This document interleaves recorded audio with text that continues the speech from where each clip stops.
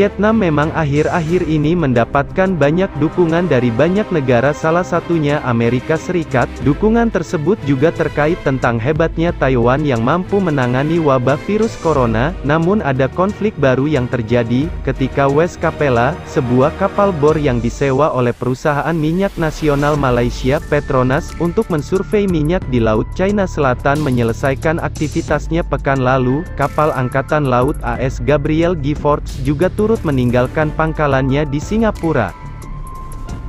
Melansir South China Morning Post, ini adalah kali ketiga dalam beberapa pekan terakhir bahwa Amerika Serikat telah melakukan operasi kehadiran di perairan yang kaya sumber daya, dan telah menjadi lokasi ketegangan baru antara China dan negara-negara tetangganya di Asia Tenggara terkait eksplorasi minyak dan kegiatan penangkapan ikan. Beijing mengklaim sebagian besar Laut China Selatan yang membentang kira-kira 1.000 mil dari pantai selatannya. Mereka telah mengerahkan kapal survei pemerintah Tiongkok, kapal penjaga pantai dan kapal nelayan milisi untuk mempertahankan kehadiran di sana. Sementara Beijing mengatakan kapal-kapal itu melakukan kegiatan normal, Washington menuduh Tiongkok melakukan taktik intimidasi. Pada tahun 2018, Vietnam, yang memiliki klaim teritorial dalam jalur air yang disengketakan bersama dengan Malaysia, Brunei dan Filipina, memilih menunda proyek pengeboran minyak oleh perusahaan Spanyol Repsol karena tekanan China. Di antara negara-negara ASEAN, Hanoi paling vokal dalam penentangannya terhadap klaim dan kegiatan Beijing, diikuti oleh Manila. Pasukan Vietnam, Vadim Savitsky. 8 anggota ASEAN yang tersisa sebagian besar tetap melakukan aksi diam. Ketika mereka mengeluarkan pernyataan, komentar lebih difokuskan pada pentingnya menghindari konflik dan menjaga stabilitas regional. Analis meyakini bahwa masing-masing negara tidak akan secara terbuka bertengkar dengan China karena khawatir akan mempengaruhi hubungan perdagangan dan investasi, terutama di tengah penurunan ekonomi yang disebabkan oleh pandemi virus corona. Joseph Liu Chin-yong, yang merupakan pakar geopolitik Asia Pasifik di Nanyang Technological University, Singapura, mengatakan bahwa preferensi negara-negara ASEAN adalah untuk terlibat dalam diplomasi di belakang layar, yang memungkinkan mereka untuk mempertahankan integritas mereka tanpa membakar hubungan dengan Beijing. Berikut hubungan China dengan negara-negara ASEAN di tengah memanasnya kondisi di Laut China Selatan seperti yang dilansir dari South China Morning Post. Vietnam.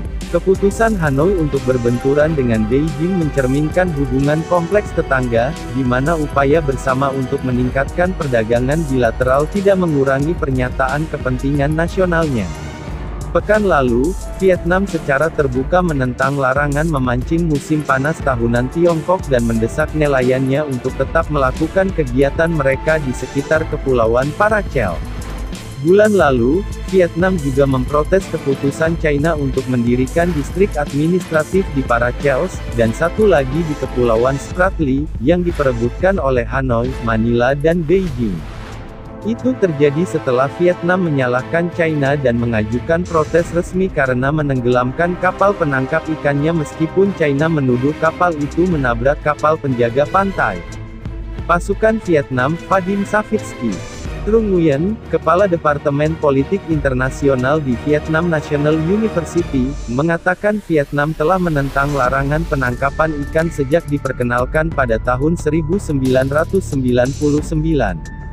Meski menyadari risiko tindakan hukuman dalam bentuk gangguan perdagangan atau pembatasan perjalanan, Hanoi tidak terlalu khawatir.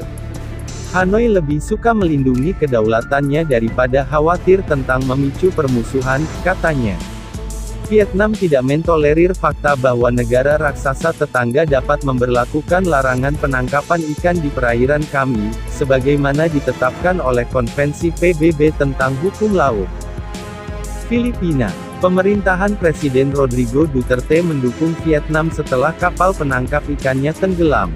Manila juga mengajukan protes diplomatik terhadap China setelah kapal Tentara Pembebasan Rakyat PLA menunjuk senjata radar ke kapal Angkatan Laut Filipina dan Beijing mendirikan distrik administratif baru untuk memerintah Paracels, Spratly, dan Macclesfield Bank. J. Batong Bacal, seorang pakar hukum kelautan dan profesor di Universitas Filipina, mengakui Manila menyatakan posisi yang lebih kuat, yang belum dilakukan baru-baru ini, tetapi tidak mengantisipasi hal-hal yang semakin memanas. Di bawah pemerintahan Duterte, Filipina lebih memilih untuk melakukan diplomasi dengan mengajukan protes tanpa pengumuman kepada publik untuk mengakomodasi keinginan China agar urusan ditangani dengan diam-diam, Batong Bacal menjelaskan.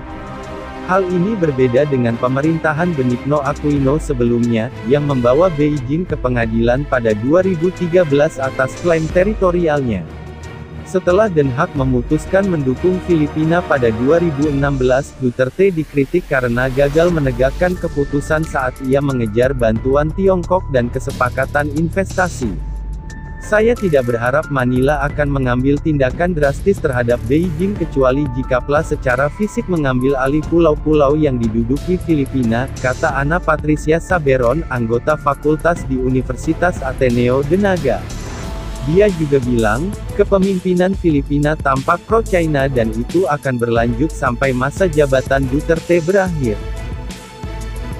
Malaysia telah mendapatkan ancaman terselubung China bahwa eksplorasi energi tidak boleh terjadi tanpa partisipasi Beijing dengan respons yang terukur.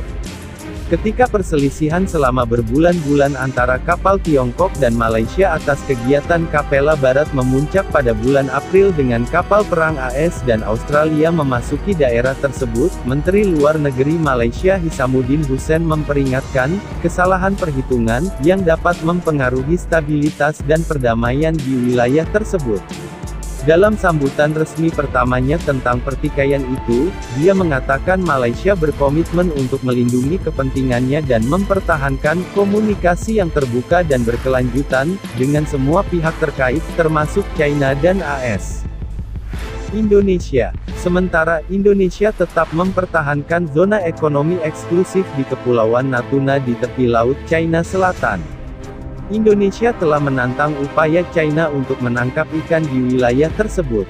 Awal tahun ini, pemerintah Indonesia telah mengajukan aksi protes kapal penjaga pantai Tiongkok yang mengawal kapal nelayan China di daerah itu dan mengerahkan jet tempur dan kapal perang untuk patroli.